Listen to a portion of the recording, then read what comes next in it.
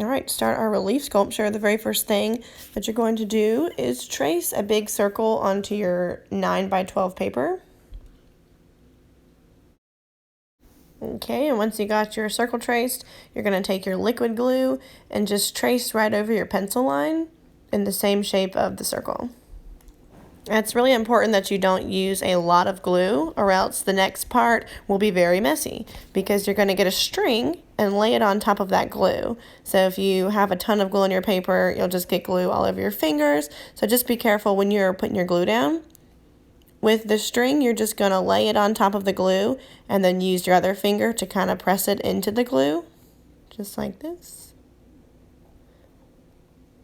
It kind of helps if you turn your paper as you're putting that string in the glue.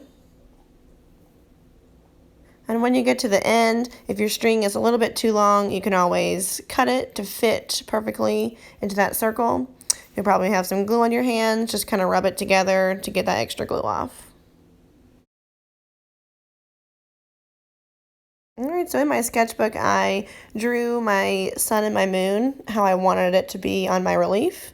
So what you're going to do next is look at the shape that divides your sun and your moon. So yours might be straight down the middle, but you can see that mine is like a crescent moon, and you can see like the profile of his nose. Remember, we talked about the profile being the side view. So you can see like the side view of my moon. So that's the shape that I'm going for to split mine in half. When you're doing this, you're just going to draw it with a pencil first and then trace over it with some more liquid glue, just like we did the outside. Remember that you don't want to use a ton of glue, or else your fingers will get super gluey and it will be hard to put that string in there. All right, again, you're just going to set that string right on top of your line of liquid glue, just like you did for the circle.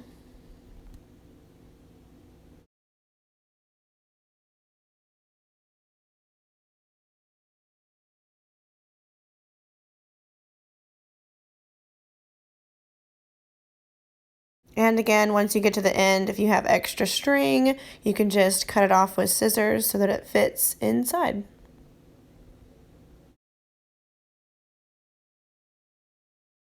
All right, when you start to draw your facial features on your cardboard, I want you guys to try and draw them near the edge of the cardboard. So not in the middle, because if you drew them in the middle, that will waste a lot of cardboard when you go to cut them out. So draw them really close to the edge. I'm going to start by drawing the eye. The eye in my sketch has 4 different parts. So this background part, the middle circle, the inner circle, and that little triangle. So I'm going to need to draw all 4 of those shapes onto my cardboard. So I'm going to start by drawing the biggest part of the eyeball, which is actually like the eye socket. Then I'll draw the actual eyeball, so that circle, but I'm not going to draw it on top of the eye socket shape because we want to build it up like layers.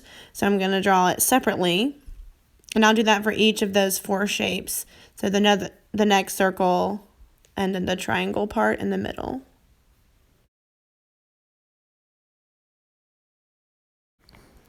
All right, once I have all of those shapes from my eyeball drawn onto my cardboard, I can begin to cut them out.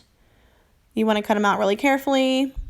And as you can see, I'm kind of turning the cardboard while I'm cutting. That's the best way to cut out small details. And so since my son's eyeballs were symmetrical and identical, what you can do is once you cut out each shape, you can then put it on to your cardboard and trace that shape so that you don't have to try and draw it again and get it perfect. You can just trace it so they'll be the same size and the same shape. And so I'll end up doing that for all of my pieces that I cut out. So here's a sped up version of me cutting out all of my eyeball shapes and then tracing them onto the cardboard. That way I have all the shapes I need that are the same size to make my identical eyeballs.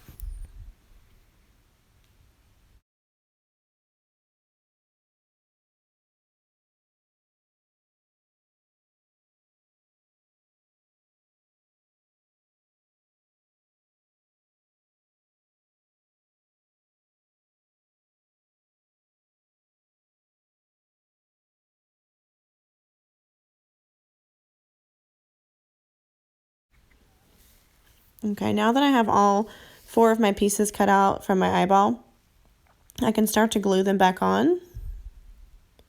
So you'll start with your base shape, and then you'll glue each piece on top of that one in a stack. As you can see, you don't need a lot of glue, and you'll just stack each one of those pieces on top of each other to build up your eyeball.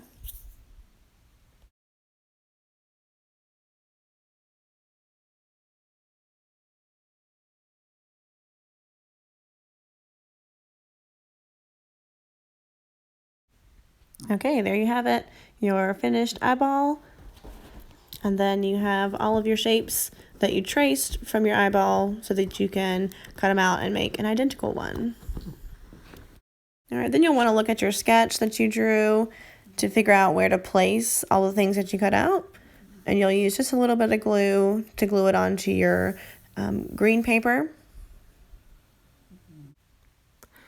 So then you'll start to cut out all of your pieces in the same way that I did this first eyeball, and you will have a finished product. On the mouth here and on the moon's eyeball, I used a piece of string to build up that texture, but otherwise it's all cardboard. One more thing I'll show you is the easiest way to cut out a star from cardboard. So you'll just draw a simple little star onto your cardboard, and then what you'll do is you will cut the cardboard out so that each tip of the star forms a straight line. Just like that. And then you'll just cut each side of the point. So you'll cut there, and then you'll turn it, and then cut there, and that little piece will just fall right out. So you'll do that for each little point. And at the end, you'll have a beautiful star. That's just a little bit easier than trying to turn your scissors and cut those straight lines. It's easier to just make that little triangle shape and then pull it out.